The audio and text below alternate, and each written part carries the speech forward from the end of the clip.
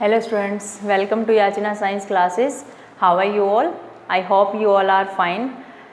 As you all know that we are doing chapter number 8, Human Health and Disease, and in this series we are on the topic AIDS. Today we will discuss the topic AIDS. As you all are aware about AIDS के बारे में तुमने तो थोड़ा बहुत कुछ पढ़ा है, उसको डिटेल में हम आज पढ़ने वाले हैं.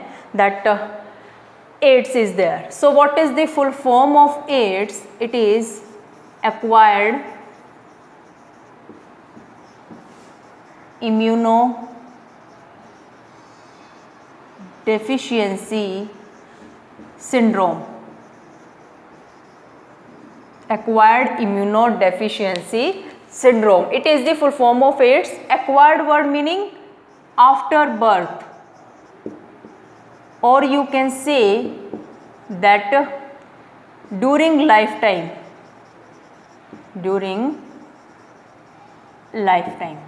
Clear? Immunodeficiency means here immune system becomes weaker.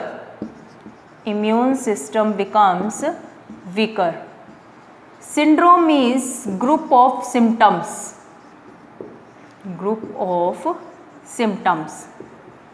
Clear? So acquired, this disease is acquired during lifetime. It is not congenital disease. Second thing, it is immune system become weaker. Immunodeficiency इसलिए इसको बोला जाता है. Syndrome is group of symptom. A lot of symptoms are there in AIDS disease. That's why it is named as a syndrome. Okay. So if we talk about its causal organism कौन है? Who is causal organism for AIDS? That is HIV virus, means human immunodeficiency virus. Human immunodeficiency virus is the causal organism for AIDS. Clear? Next thing about history, that how AIDS disease came into history. कैसे पता चला कि ads भी कोई disease होती है? A continent is there, that is African continent. African continent है, उसमें एक छोटी सी कंट्री है यहाँ पर, that is Congo. Okay, many people who were living in Congo country, they were predator. वो शिकारी थे. किस चीज़ का शिकार करते थे? Mainly chimpanzee. किसका शिकार करते थे? Chimpanzee. And somehow what happen, they were predating on chimpanzee and from chimpanzee when they were killing chimpanzee, तो किसी एक चिंपैंजी ने ह्यूमन को काट लिया, and from chimpanzee this HIV virus came into human. तो इस चिंपैंजी वायरस से जो है HIV, चिंपैंजी से HIV वायरस ह्यूमन के अंदर आ गया, तो ये डिजीज़ होने लगी. अच्छा, स्टार्टिंग में क्या हुआ? पहले तो इसके बारे में किसी को कुछ पता नहीं था. ये सब हो रहा था 1920s के around. Okay. Up to 1981 nobody was aware about AIDS. किसी को एड्स के बारे में नहीं पता था. But first case was reported in 1981 in America. अभी अमेरिका तक फैलने लग गया. अमेरिका में फर्स्ट केस रिपोर्ट किया गया 1981 में एड्स का. बट उस टाइम पे भी नहीं पता था कि ये एड्स डिजीज़ है. व्हाट वाज देयर, दैट जो होमोसेक्सुअल पॉपुलेशन थी ना अमेरिका में, जो होमोसेक्सुअल पॉपुलेशन थी, उनके अंदर कुछ इस तरह की डिजीज़ होने लगी जो डिजीज़ आमतौर पर नहीं होती थी. Like rare cancers, rare type of cancers were there, जो ह्यूमन में नॉर्मली होते नहीं थे. एक डिजीज़ थी न्यूमोसाइटिक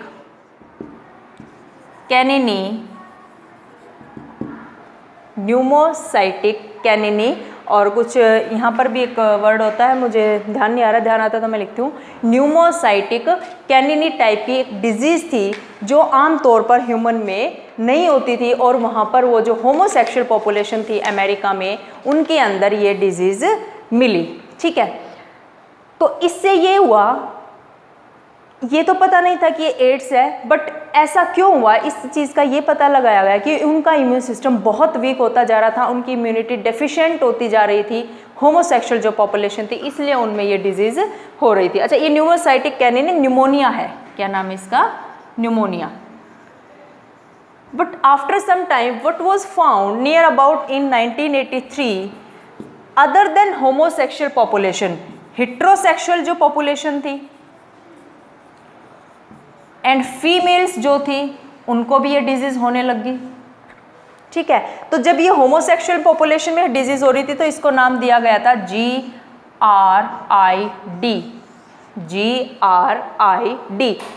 गे related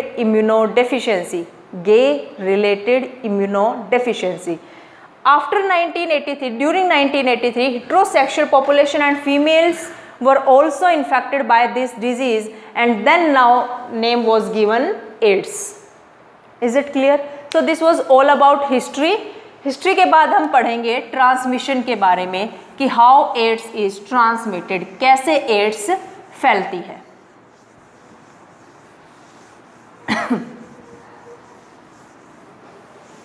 C transmission of AIDS.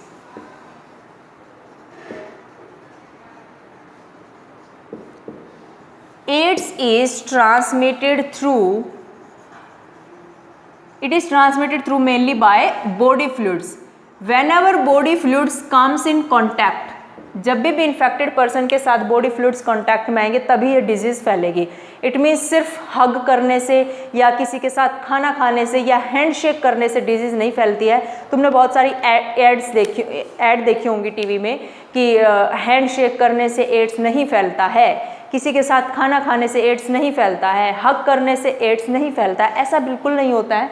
So it transmitted through body fluids, and body fluids में भी स्पेसिफिकली सेक्शुअल कॉन्टैक्ट से, नॉट बाय सलाइवा. मीन्स अगर तुम किसी इन्फेक्टेड पर्सन के साथ खाना खा रहे हो तो उसके हो सकता है सलाइवा भी लग गया है उसकी फूड में, तो उस सलाइवा से एड्स नहीं फैलता है. उसके लिए सलाइवा की कंसंट्रेशन बहुत ज़्यादा होनी चाहिए. लाइक 3-4 कप अगर सलाइवा कॉन्टैक्ट में आते हैं तो डिजीज़ फैलने के चांस होते हैं, अदरवाइज नहीं होते हैं. तो through sexual contact this disease is transmitted. However, if person is using condoms, then there are 99.9% chances that this disease will not be transmitted, because it will cover the penis and then fluid will not come in contact with the partner. High risk पे कौन person है? Those who are having multiple sexual partner,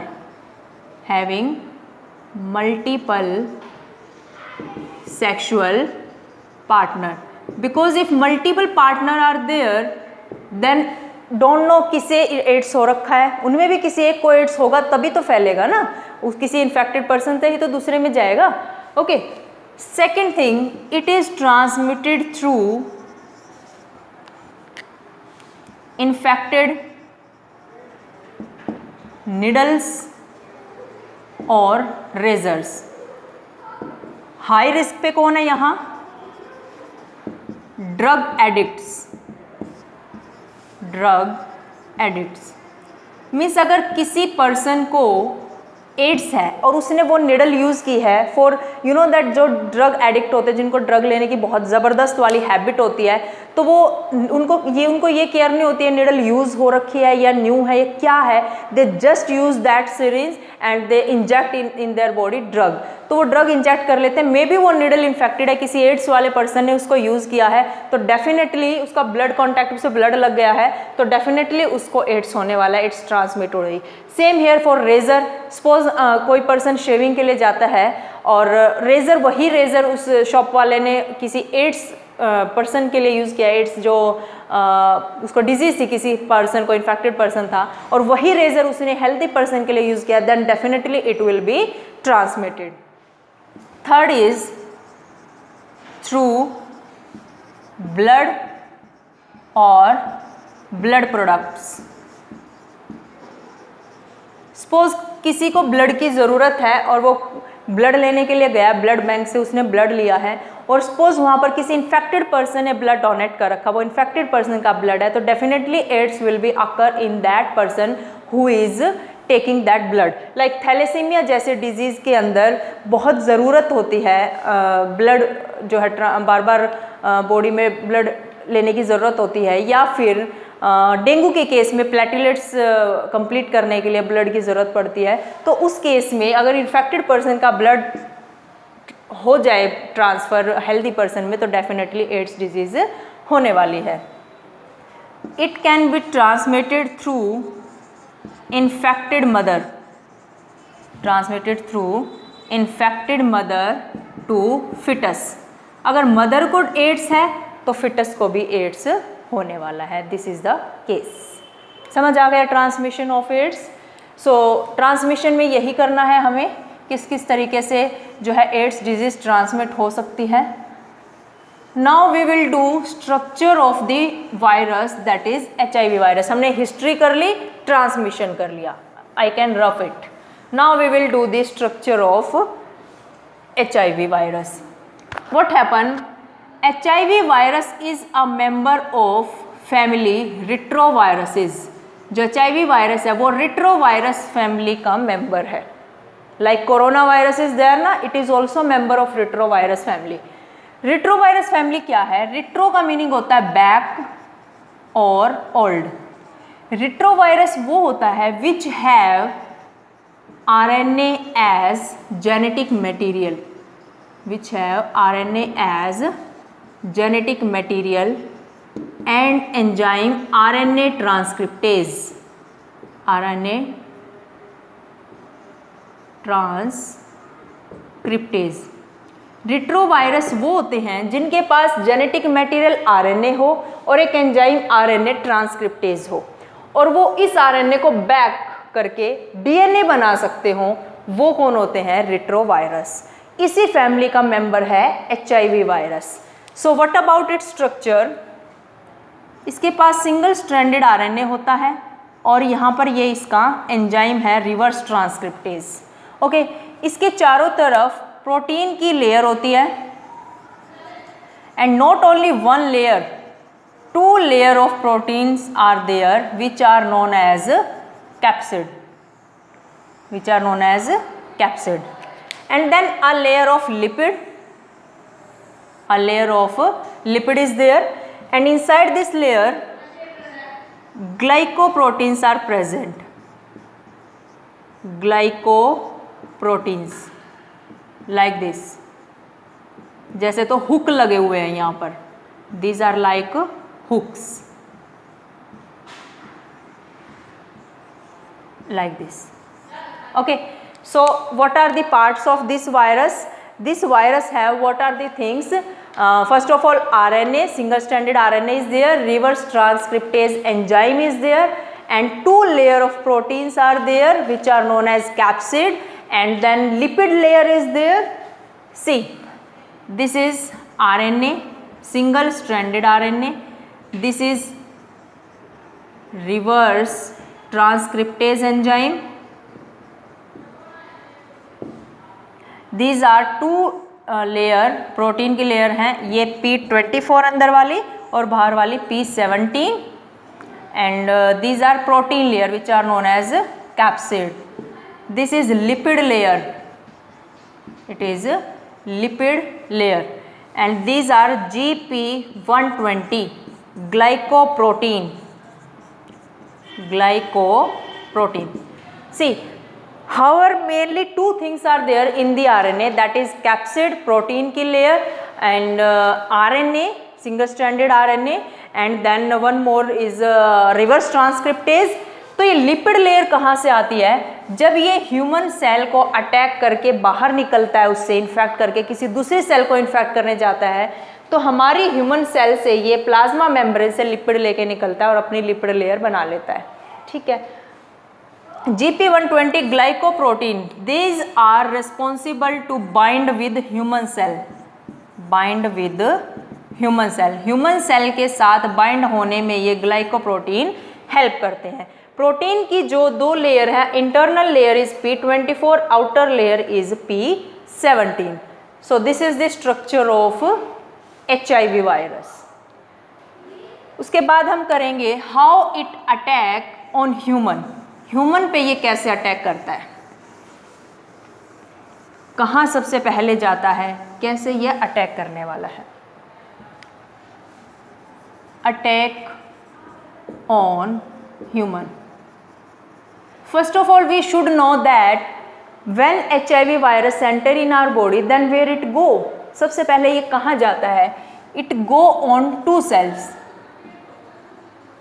helper T cells and macrophages, है ना। जब भी किसी दुश्मन को अटैक करना होता है तो सबसे पहले वो हमारे डिफेंस पे अटैक करते हैं, है ना, कि डिफेंस को मार दो, इम्यून सिस्टम को मार दो तो बाकी तो अपने आप कब्जे में आ जाएगा, है ना।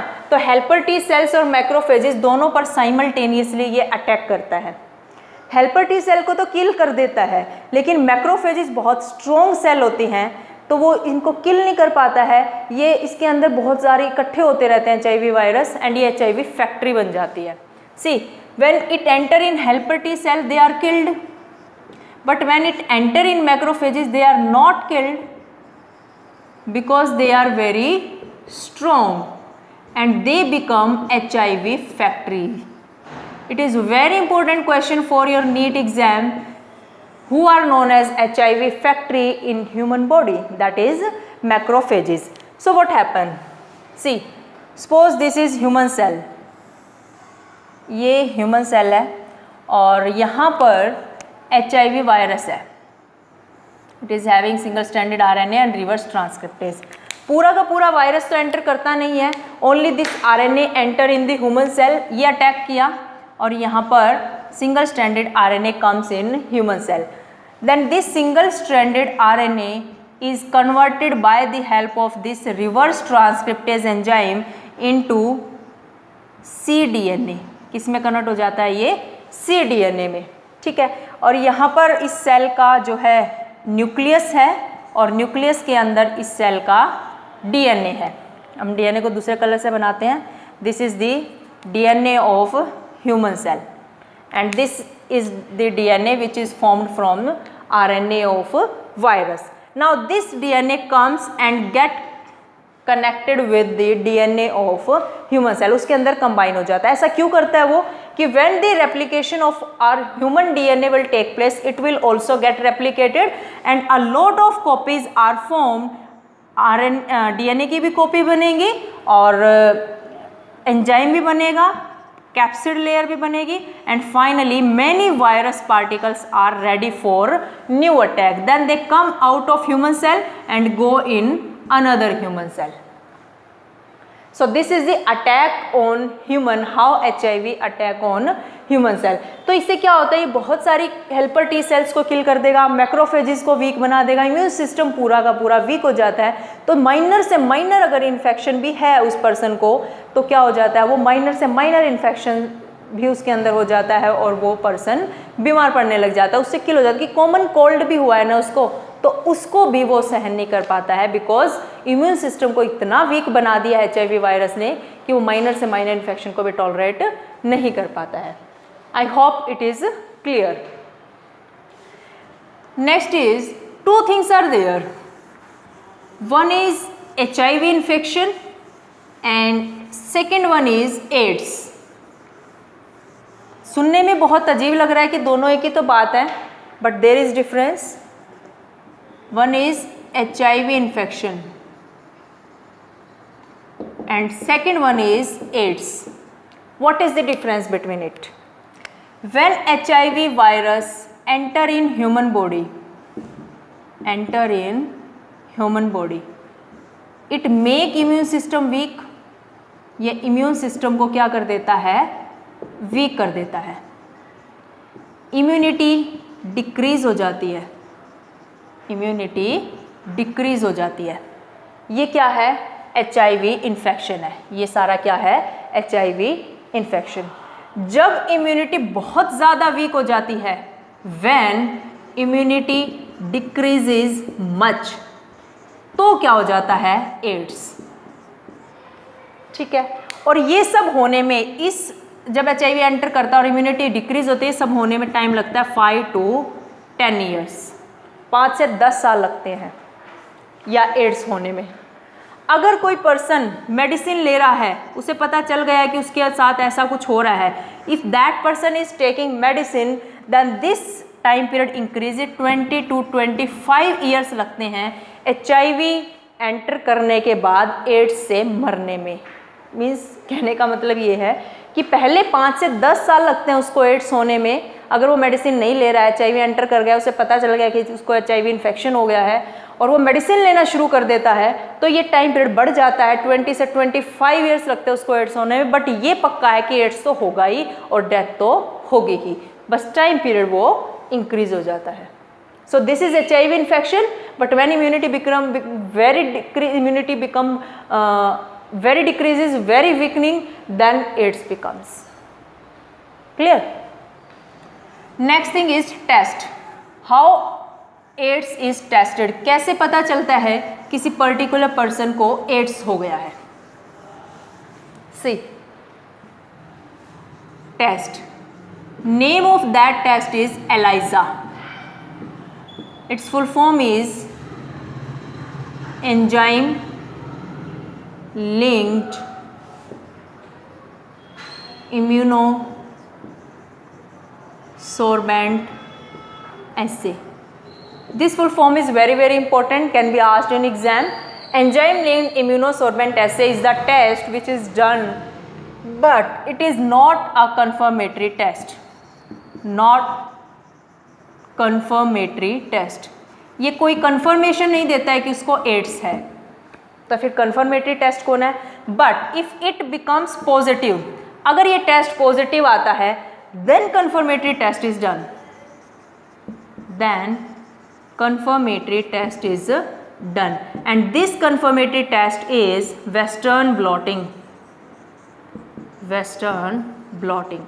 Remember this thing. ELISA is not confirmatory test, but if it becomes positive, किसी person की report positive आती है, then the person should go for confirmatory test, and that confirmatory test is Western blotting. Clear? So this is the test. Next thing is treatment. How AIDS is treated. However, you all know that there is no treatment for AIDS. कोई treatment नहीं है, finally person की death तो होनी ही है, but हम उसको थोड़ा कम कर सकते हैं, life को बढ़ा सकते हैं. Means how treatment is done? Only treatment is to slow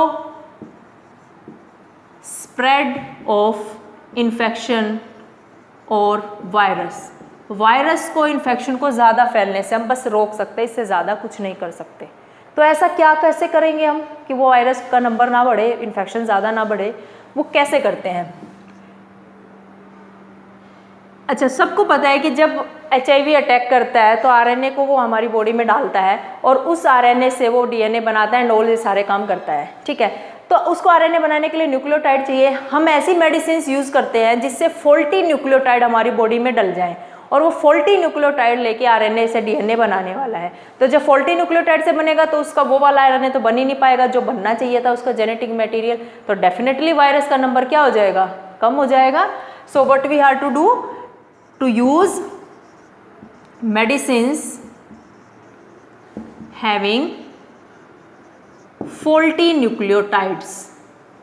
faulty nucleotides होंगे, फॉल्टी RNA बनेगा एंड फॉल्टी वायरस पार्टिकल्स बनेंगे. कौन कौन सी ड्रग्स हैं? कौन कौन सी का मीनिंग ये कि जो ड्रग कभी 1990s में बनी थी वो अभी तक वही ड्रग है, कोई एडवांसमेंट इसमें नहीं हुई है. That is azidothymidine also known as AZT. और एक और ड्रग है ज़िरोविडीन. A little bit doubt is there in this name. I hope it is there. You just check one time in your NCERT book. Okay, azithromycin और ज़िरोविडीन ये drugs हैं which are taken by AIDS patient. Clear? Next and last thing about this topic is prevention. How AIDS can be prevented? Okay, because it is that said that na prevention is better than cure. So what type of prevention are needed? NGOs are there. NACO is there. What are these? NGO means non government organization, जिन पे government control नहीं है, और NACO is government organization means national AIDS control organization. ये दो तरह की संस्थाएं बनी हुई हैं, ऑर्गेनाइजेशन बने हुए हैं, which are educating people, helping people to prevent them from AIDS. तो क्या क्या काम करते हैं, क्या काम करते हैं? दे एजुकेट पीपल, लोगों को समझाते हैं, सिखाते हैं, बताते हैं एड्स के बारे में। Free distribution of condoms, free distribution of condoms so that they can use condoms and AIDS को फैलने से बचा सके। ओके, फ्री टेस्टिंग, अवेयरनेस, लोगों को अवेयर करते हैं, इस तरह की वो जॉब करते हैं ताकि लोगों को एड्स के बारे में पता चलता रहे और वो एड्स से बचे रहें। नेक्स्ट थिंग, एक वर्ल्ड एड्स डे भी, जब हम एड्स कर रहे हैं तो ये भी पता होना चाहिए हमें, वर्ल्ड एड्स डे कब मनाया जाता है? 1 दिसंबर। And what is this symbol for AIDS? AIDS के लिए क्या सिंबल यूज किया जाता है? रेड रिबन, इस तरह से कुछ स्ट्रक्चर होता है ना, कुछ इस तरह का, मीन्स रेड रिबन बना होता है, ये सिंबल है एड्स का। ठीक है, so this was all about AIDS. AIDS के बारे में पता होना चाहिए, एड्स की क्या डेफिनेशन है, फुल फॉर्म है, कौन इसका कॉजल ऑर्गेनिज्म है, how it is transmitted, how test is done for AIDS, what is the difference between HIV infection and AIDS, how it attack, what is the structure of HIV, how treatment is done, and what are the prevention method for AIDS. So prepare it very well. This question is very easy actually, not a difficult topic. So you prepare it for your board exam. Some questions are asked in NEET exam also. You check in previous year exams so that you can come to know ki how much important is this. Okay, so learn it from your NCERT book. Then our next video will be on the topic cancer. So be ready for next video. Please like, share and subscribe my channel also. Thank you everybody.